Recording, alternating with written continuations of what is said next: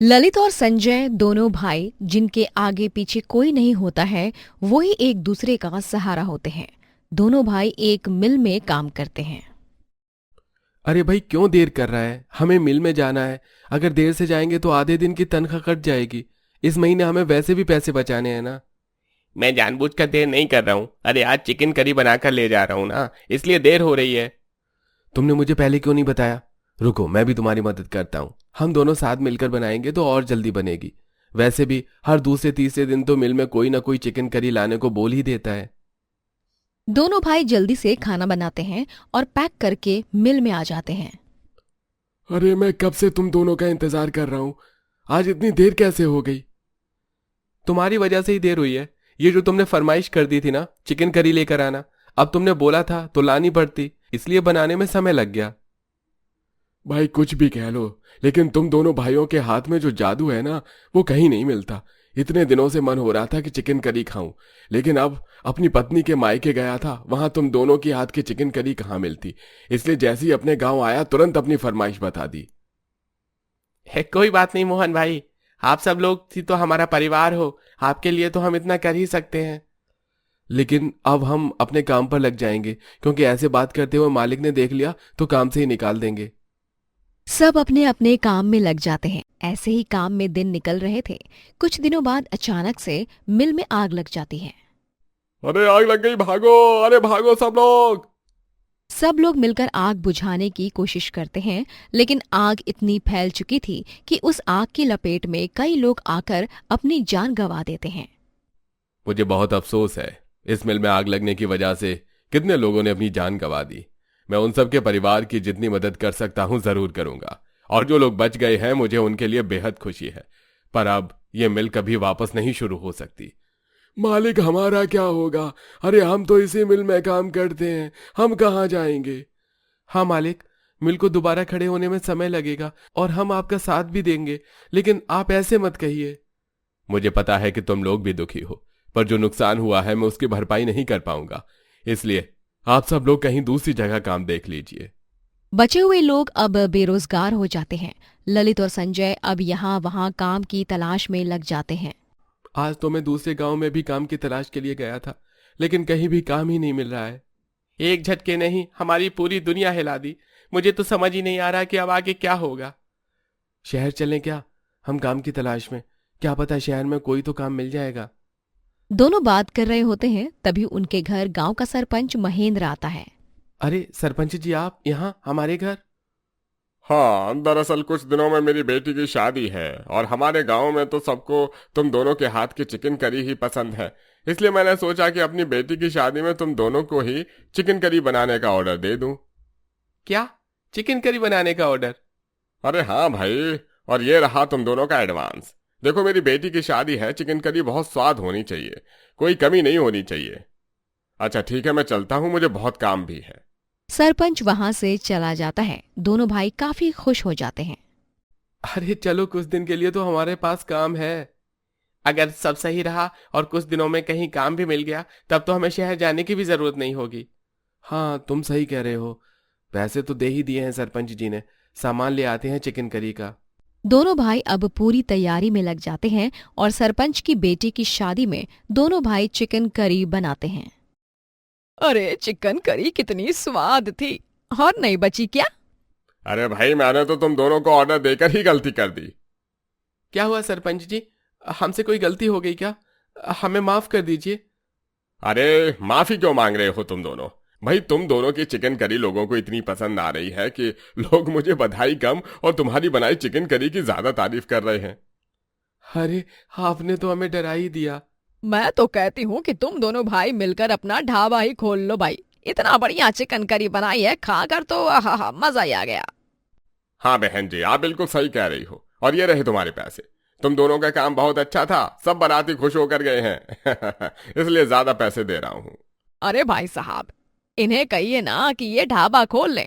अब वापस ऐसी चिकन करी खाने को कहाँ मिलेगी? हैं? ढाबा खोल लेंगे तो हमारे लिए भी अच्छा ही होगा ना। देखो, तुम दोनों अगर मेरी इज्जत करते हो तो ये सुझाव मान लो, कोई जरूरत लगेगी तो मैं हूं ना तुम्हारे साथ। आपका बहुत सुझाव हमें अच्छा लगा।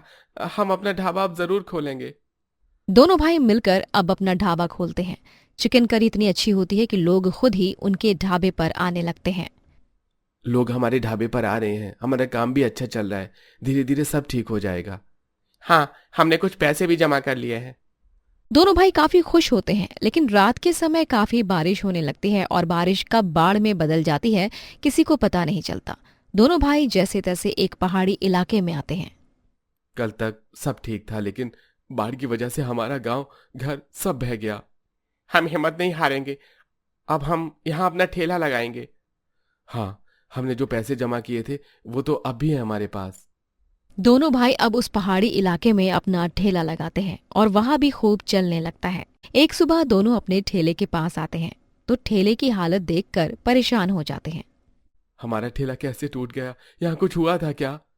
अरे कल बारिश आई थी ना, शायद तेज बारिश की वजह से ही हमारा ठेला टूट गया होगा। भगवान भी हमारा बार बार इम्तिहान ले रहे हैं। कोई बात नहीं, हम फिर से अपना ठेला तैयार करेंगे।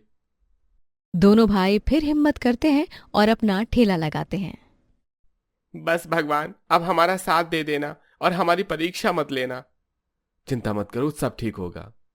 सामने ढाबे वाला उनका ठेला देखकर जलने लगता है। अरे भाई, इन्होंने फिर से अपना ठेला लगा लिया। अरे क्यों ये मुझे बुरा इंसान बनने पर मजबूर कर रहे हैं? जब से ये दोनों भाई यहाँ आए हैं और इन दोनों ने चिकन करी का ठेला लगाना शुरू किया है, तब से मेरा ढाबा तो बिल्कुल ही रुक गया है। यहाँ तो अब कोई आता ही नहीं है। कोई बात नहीं, जब इन दोनों भाई का ठेला ही नहीं होगा यहाँ, तो लोग मेरे ढाबे पर ही आएंगे ना। लोग मेरे बनाए चिकन टिक्का ही खाएंगे। सुबह सुबह दोनों भाई चिकन करी बेचने के लिए अपने ठेले पर जाते हैं। ये बारिश क्यों बार बार हमारा ठेला तोड़ रही है?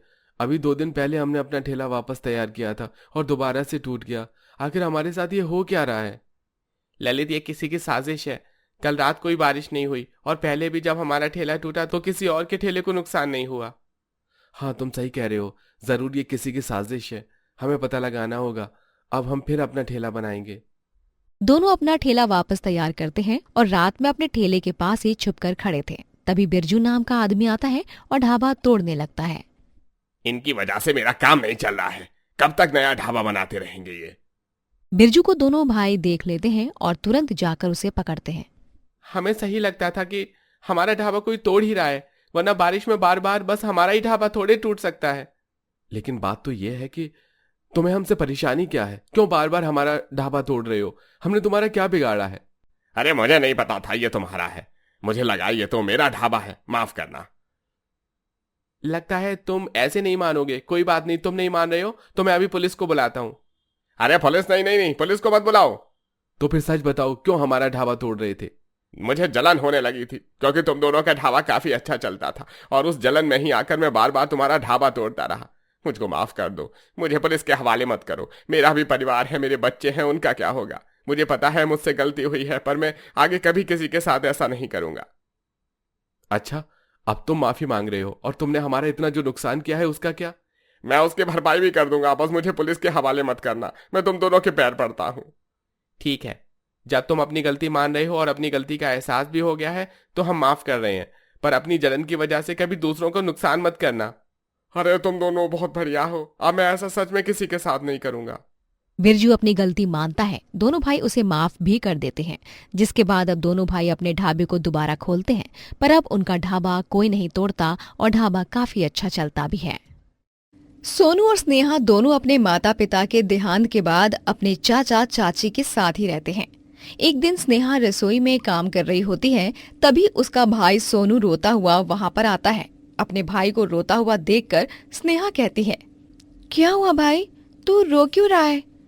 दीदी, वो चाचा जी ने मुझे मारा। मैंने उन्हें बस इतना ही कहा कि आज घर में सब्जी नहीं है, इसीलिए दाल बनेगी, तो बस इतनी सी बात पर उन्होंने मुझे बहुत मारा।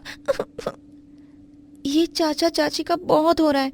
हम कुछ कहते नहीं हैं तो इसका वो ऐसे फायदा उठा रहे हैं। सोनू, तू चिंता मत कर, मैं हूं ना। मैं कुछ ना कुछ अपने भाई के लिए जरूर सोच लूंगी। दीदी, मैं आपके पास रोते हुए आया, लेकिन आज सुबह ही तो चाची जी ने आपको भी मारा था ना।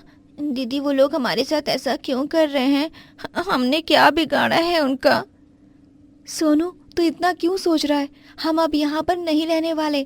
हमें पता है कि हमारे साथ यहाँ कैसा बर्ताव किया जाता है, इसीलिए आज ही रात को जब चाचा चाची दोनों सो जाएंगे तो सही मौका देखकर हम यहाँ से भाग जाएंगे और फिर कभी यहाँ वापस नहीं आएंगे। लेकिन दीदी, हम जाएंगे कहाँ? अभी जैसे हम रह रहे हैं कम से कम वैसे तो नहीं रहेंगे ना, और हम दोनों साथ में कुछ ना कुछ तो सोच ही लेंगे। स्नेहा और सोनू रात में सबके सोने के बाद चुपके से घर से भाग जाएंगे और उस गांव से दूर निकल आएंगे। अब घर से भाग तो गए थे, लेकिन उनके पास कोई काम नहीं था और अब वो हर जगह काम की तलाश करने लग जाते हैं, लेकिन उन्हें काम नहीं मिलता है। 2 दिन से उन दोनों ने खाना भी नहीं खाया था। सोनू अपनी बहन से कहता है, दीदी, हम घर से भाग तो आए हैं, लेकिन यहाँ पर तो हमें खाने को कुछ भी नहीं मिल रहा है। चाचा चाची के पास कम से कम खाना तो मिल ही रहा था ना। हमें काम नहीं मिल रहा है तो क्या हुआ, मुझे अच्छा खाना बनाना तो आता है, तो अब हम अपना ढाबा ही खोल लेते हैं। दीदी, आप ये कैसी बातें कर रही हो? अरे ढाबा खोलने के लिए पैसों की ज़रूरत होती है, और पैसे कहाँ हैं हमारे पास? हम तो ढाबा कैसे खोल सकते हैं? सोनू, तू कुछ करने से पहले ही क्यों हार मान रहा है? अब तक हम चाचा चाची के पास रहते थे तो वहाँ बस मार ही खा रहे थे ना।